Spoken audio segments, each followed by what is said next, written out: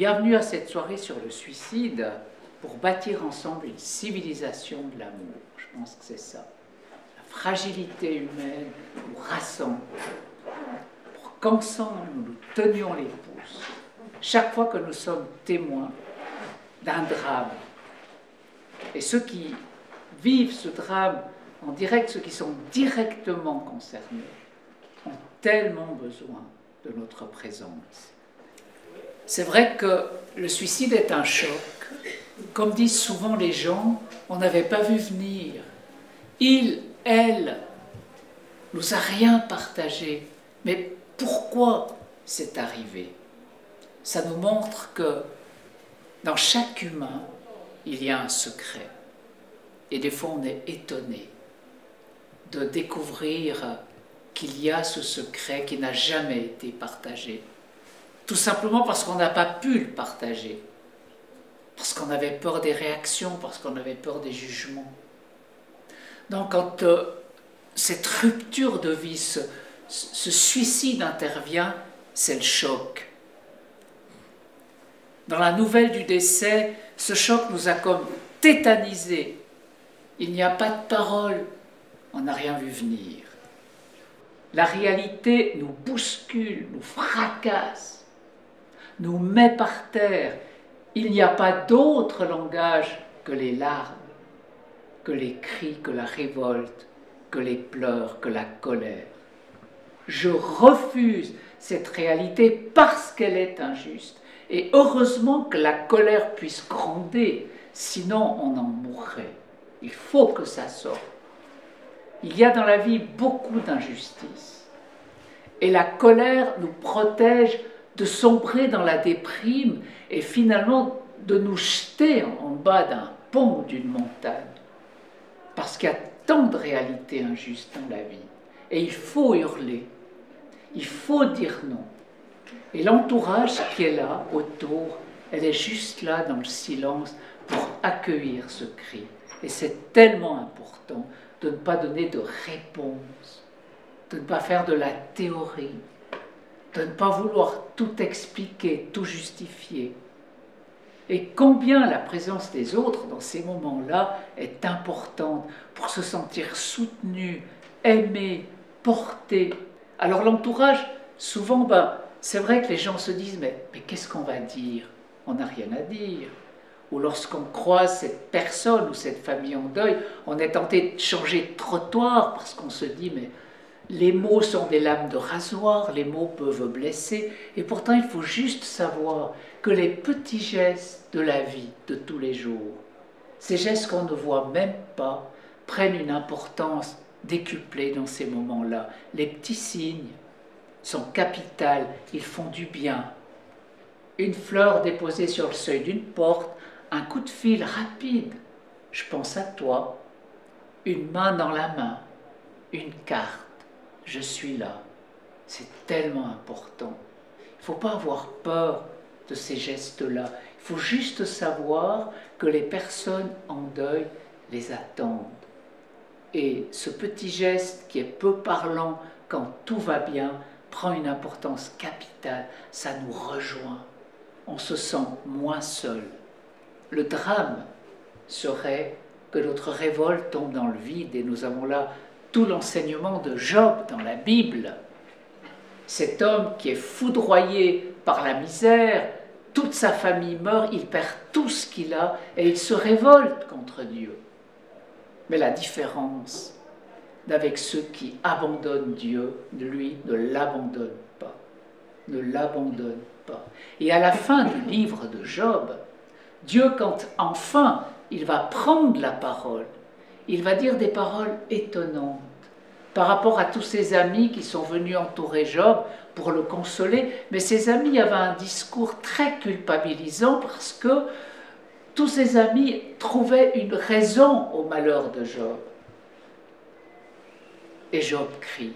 Et à la fin, Dieu dit, ce ne sont pas ces amis-là qui ont bien parlé de moi, mais c'est mon serviteur Job qui a bien parlé de moi. Alors que Job n'a fait que se révolter contre Dieu. Et là, on touche au mystère du mal, au mystère de Dieu. Et Dieu veut qu'on se révolte, car si on n'a plus ce Dieu-là, contre qui se révolter? C'est la mort, c'est le vide. Et à un moment donné, Dieu va prendre la parole. Il va prendre la parole. Et son message, sa parole, sera de venir à notre secours par les moyens que lui seul connaît. Par cette main qui nous remet debout, qui nous rattrape malgré tout, et qui malgré tout nous fait croire en la vie et aimer la vie. Alors, ce qui est important, ce que je veux dire par là, c'est que l'intention de la personne qui se suicide, c'est pas de se détruire. Son intention est pure. Ça veut dire, il veut ne plus souffrir, mais il se trompe de moyens. C'est un acte mauvais parce qu'il est violent et qu'il fait souffrir tout un entourage. Mais dans l'acte moral, je vous explique un peu mieux que ce qui est écrit ici, dans l'acte moral expliqué par l'Église, si vous voulez, il y a l'acte et l'intention. Vous pouvez avoir un acte qui est mauvais, mais une intention qui est bonne. Par exemple, l'intention de se suicider peut être bonne dans le sens « je ne veux plus souffrir, je recherche la paix ». Mais l'acte est mauvais. Dieu regarde l'intention du cœur. Alors, c'est lui qui juge, nous on ne peut pas juger. Hein. Par exemple, dans le tiers-monde, un ado peut mettre fin à ses jours pour un coup de blues, une mauvaise note à l'école, un chagrin d'amour, la peur d'être exclu du groupe.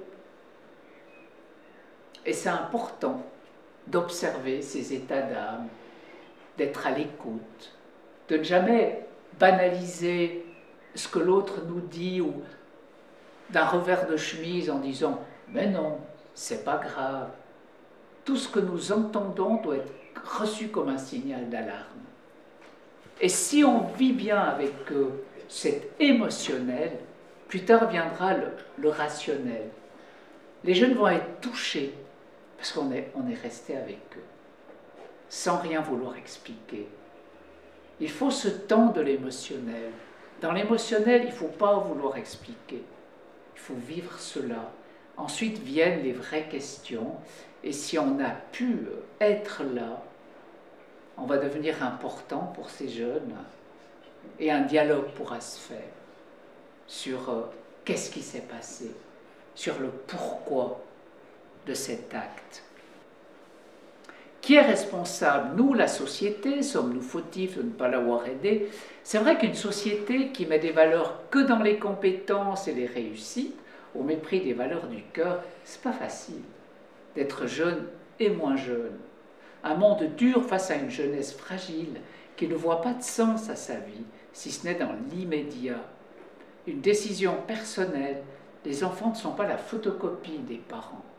Vous voyez, une décision personnelle, ce que je veux dire que des fois, qui est responsable? Les enfants ne sont pas la photocopie des parents, c'est pas parce qu'un enfant décide de faire tel geste que les parents en sont forcément responsables. Cet enfant, ce jeune, ce moins jeune, il est lui. Vous voyez? Mais la culpabilité, elle est présente. Elle est incontournable. Qu'est-ce qu'on n'a pas fait? Qu'est-ce qu'on n'a pas vu? Et là, il faut l'accueillir aussi, cette culpabilité, ce sentiment de culpabilité, et ne pas le banaliser, parce qu'il est là, c'est... Voilà. Alors, il y a des gens qui ressemblent à des chandelles, d'autres à des cierges plus gros, d'autres à des cierges Pascal, d'autres qui meurent à 10 ans, d'autres à 94 ans, d'autres, que sais-je. Vous avez aussi parmi ces cierges, des cierges tout tordus, parce qu'il y a des vies tordues, vous ne trouvez pas? Puis il y a des vies brisées, vous avez vu? Il y a des vies brisées depuis la petite enfance, il y a des vies qui ont été brisées, ou plus tard.